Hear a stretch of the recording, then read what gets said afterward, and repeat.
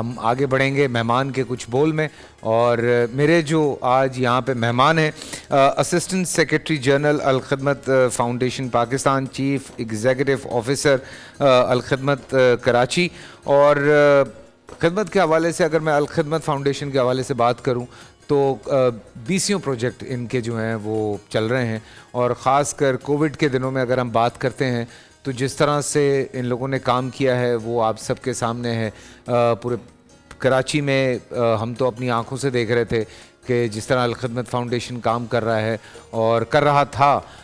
Covid کے دنوں میں کافی پریشانی تھی، لیکن الحمدللہ they were doing great job. اور اس کے علاوہ بھی کوشش کرتے رہتے ہیں کہ جو انسان ہیں، جو لوگ ہیں، ان کے حوالے سے یہ کام کرتے رہیں.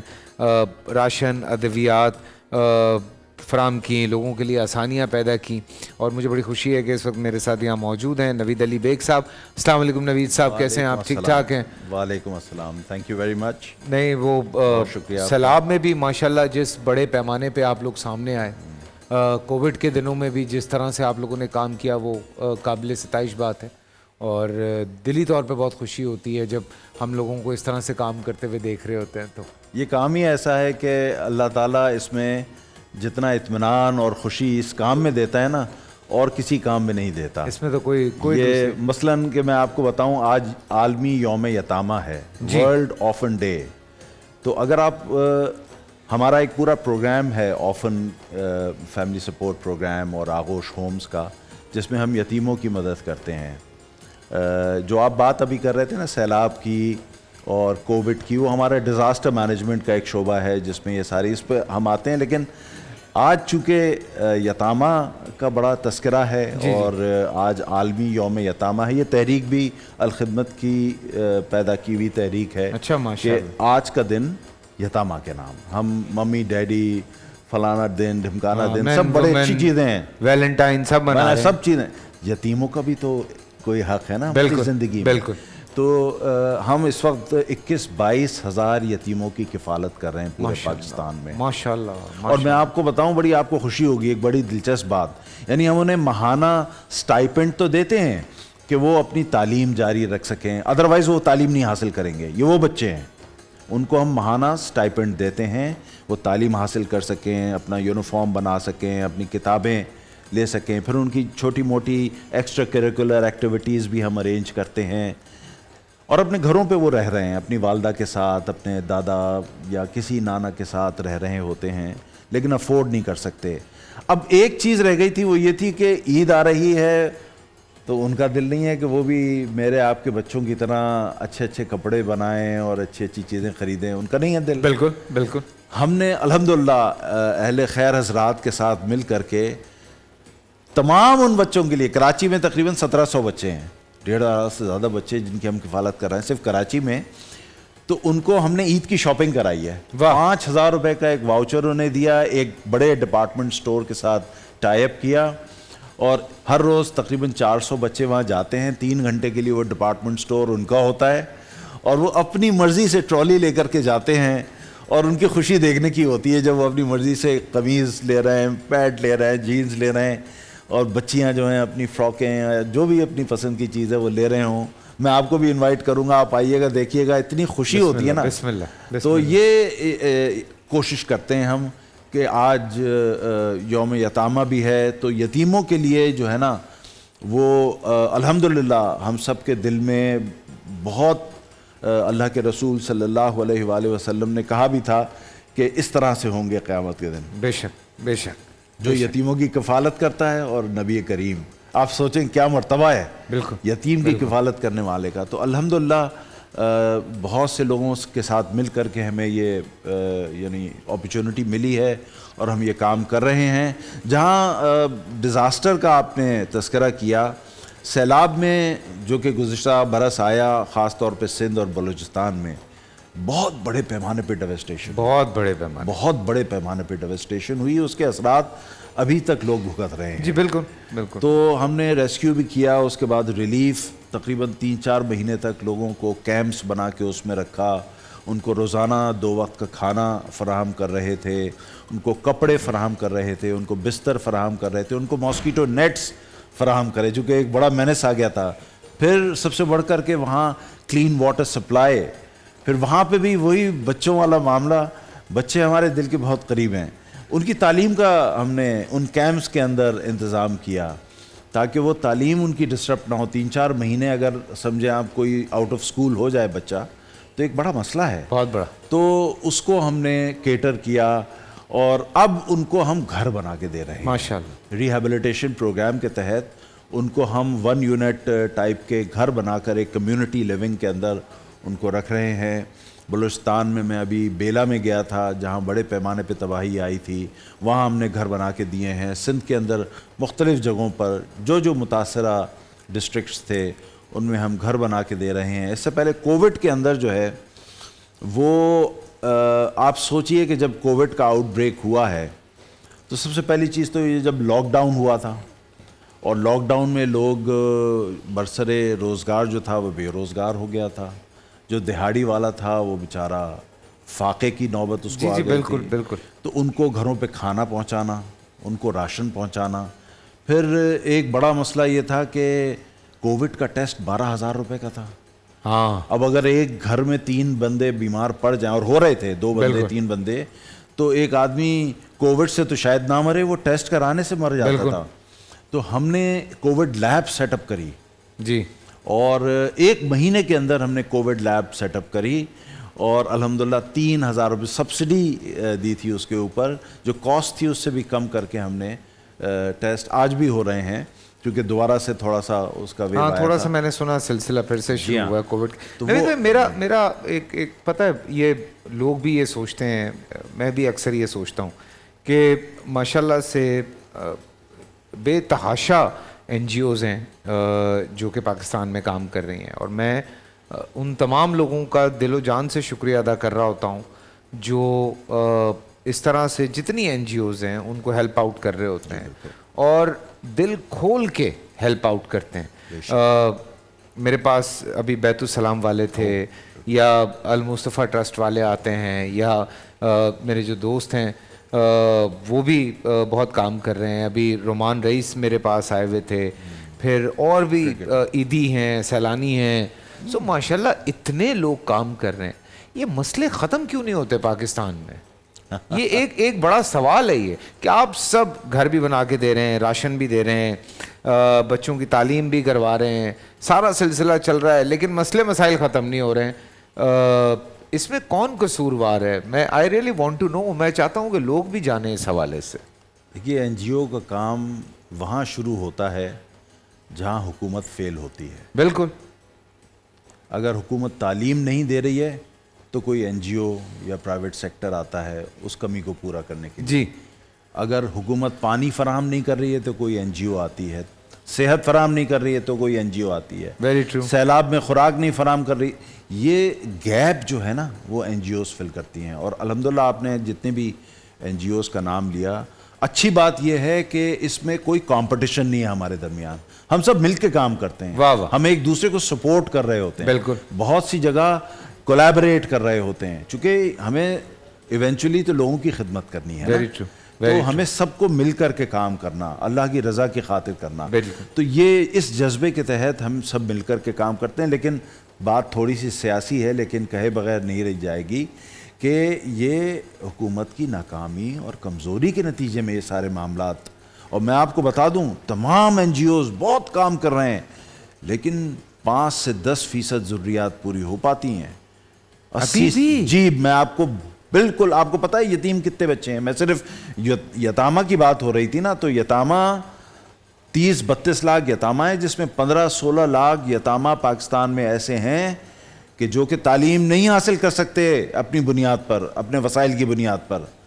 تو کون ان کی دیکھ بھال کر؟ ہم تو 20-22 ہزار تک پہنچے ہیں ابھی. بالکل. تو کیا ہوا اس کا مطلب؟ اس کا مطلب یہ ہوا کہ ہم 5 اور 10% تک پہنچ پا رہے ہیں.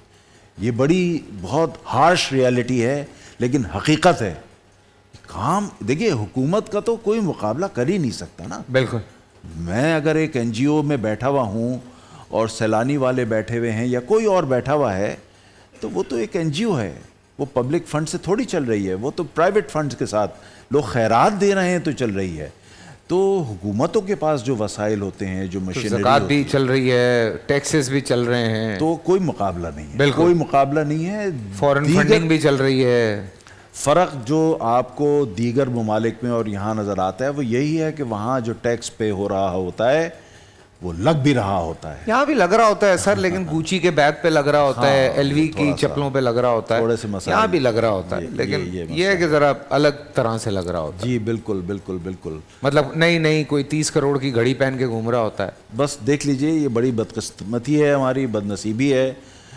لیکن اس وقت چونکہ ہم یہ رمضان کی ساعتوں میں بیٹھے ہوئے ہیں, بابرکت ساعتیں ہیں, اور لیکن نوید بھائی شکایت کرنا تو دیکھیں بنتا ہے, بیکاز پتہ ہے بہت سارے لوگ نا یہ سوال کرتے ہیں, یہ پبلک کا سوال ہے. کئی دفعہ جب ہم بھی, جیسے اگر آپ کوئی ڈرائیو کر رہے ہیں اور آپ مجھے کہتے ہیں کہ یار فیصل ہمیں جوائن کر لو, تو میں آپ کو جوائن کرتا ہوں اور میں آپ کے لیے کوئی کام کر رہا ہوں.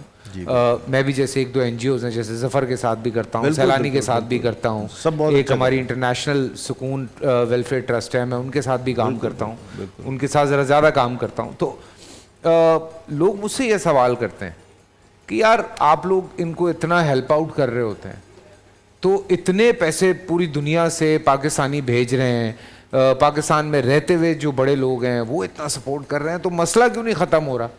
پھر کہیں نہ کہیں سے آ جاتے ہیں کہ اب یہ ہو گیا تو یہ کر دو, اب یہ ہو گیا. اب سیلاب کے حوالے سے جو آپ بات کر رہے تھے, میں نے اپنی آنکھوں سے ساری چیزیں دیکھی ہیں, اور میں نوید بھائی میں ہل گیا تھا اندر سے کہ یہ ہوا کیا ہے, اتنا بڑا disaster, there was no relief programme. اور میں ہنس رہا تھا اس دن بیٹھا ہوا, دنیا بھر سے امداد آ رہی تھی, آپ کو پتہ ہے دنیا بھر سے امداد آئی ہے, اور اس کے بعد جب ٹرکی سے جو امداد آئی تھی وہ ہم نے ٹرکی کو واپس بھیج دی جب وہاں زلزلہ آیا تھا. تو یہ حالات ہیں ہمارے. جی بالکل بالکل بالکل. یہ ہم سٹاک کرتے رہتے ہیں بیٹھ کے. یہ بڑی بد نصیبی ہے. میں سمجھتا ہوں کہ خدمت کا سب سے بڑا کام یہ بھی ہے کہ آپ ظالم کا ہاتھ روکیں ظلم کرنے سے.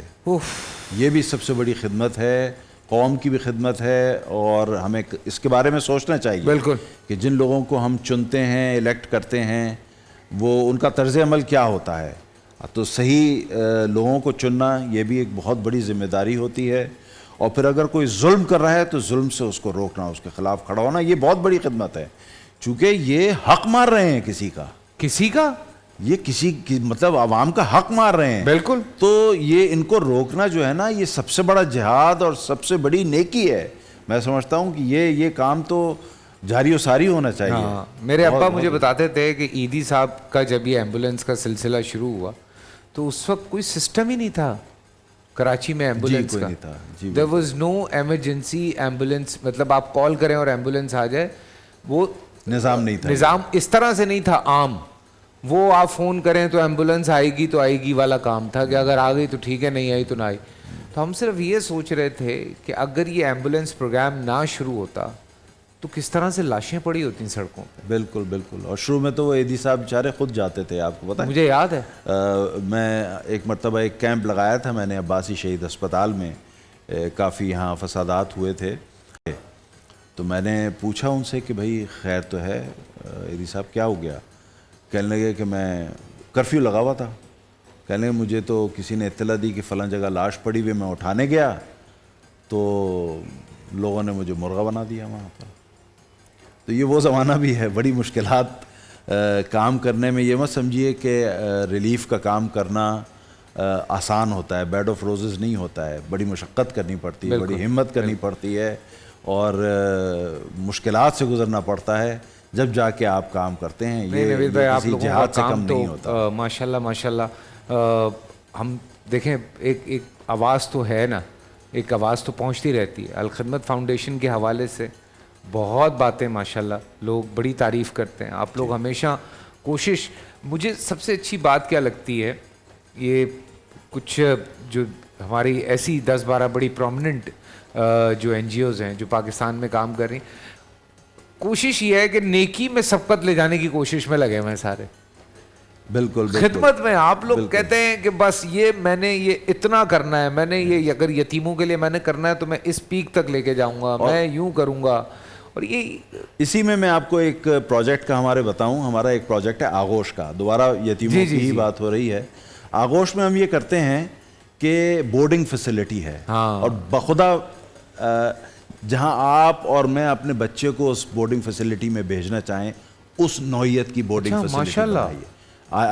مطلب invite you to visit one of those. ایک کراچی میں ہے, ایک انٹیریئر, 2 انٹیریئر سندھ میں ہیں, اور اوور آل پورے پاکستان میں کوئی 22 آغوش ہومز ہیں, 10-12 زیر تعمیر ہیں. اور اس میں ماشاءاللہ بچے ٹھاٹ سے رہتے ہیں اور ان کی بہترین دیکھ بھال کی جاتی ہے, ان کو کپڑے فراہم کیے جاتے ہیں, ان کو ریزیڈنس پرووائڈ کی جاتی ہے, ان کو کھیلنے کودنے ایکٹیویٹیز کا, اور اچھے اسکول میں جا کر کے وہ تعلیم حاصل کرتے ہیں. اٹس اے بہترین فیسلٹی ہے, اور وہاں بڑا دل خوش ہوتا ہے کہ وہ بچے جن کے پاس رہنے کا گھر نہیں ہے اور وہ انٹر تک وہاں رہتے ہیں. اور اس کے بعد ایک تو ہمارا جو فلیگ شپ پروجیکٹ ہے مری آغوش کا, وہ تو وہاں باقاعدہ مقابلے کا امتحان ہوتا ہے اس میں ایڈمیشن کے لیے. اچھا, جی ہاں بالکل. اور جو بچے مطلب وہاں سے پاس آؤٹ ہو کے نکلتے ہیں تو ان میں سے ایک آدھ تو کافی آگے جی ڈی پائلٹ وغیرہ بھی بن گیا ماشاءاللہ, اور بہت ماشاءاللہ اچھے آگے جا رہے ہیں بچے. تو یہ آغوش ہومز کا پورا نیٹ ورک بھی ایک ایسا ہے کہ انسان کو خوشی ہوتی ہے کہ وہ بچے کہ ادروائز وہ بیچارے رل رہے ہوتے ایک اچھی زندگی گزار رہے ہیں.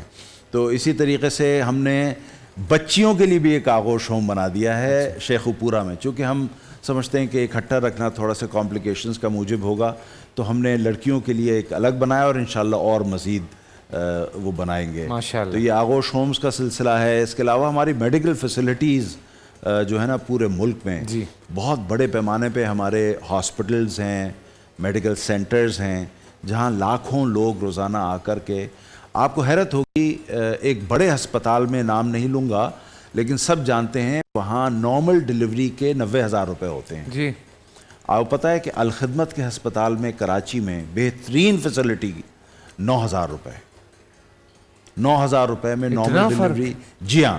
تو آپ اور کوالٹی پہ کوئی کمپرومائز نہیں ہے, آپ کو وہی کوالٹی ملے گی. تو یہ ایک سروس ہے. اب ہم ایک بہت بڑا, مجھے نا نوید بھائی کی بات کاٹتے ہوئے برا لگ رہا ہے, لیکن مجھے ایسا لگتا ہے کہ تھوڑے عرصے کے بعد نا کچھ این جی اوز آئیں گی جو ہمیں نا قبرستان بھی فراہم کریں گی.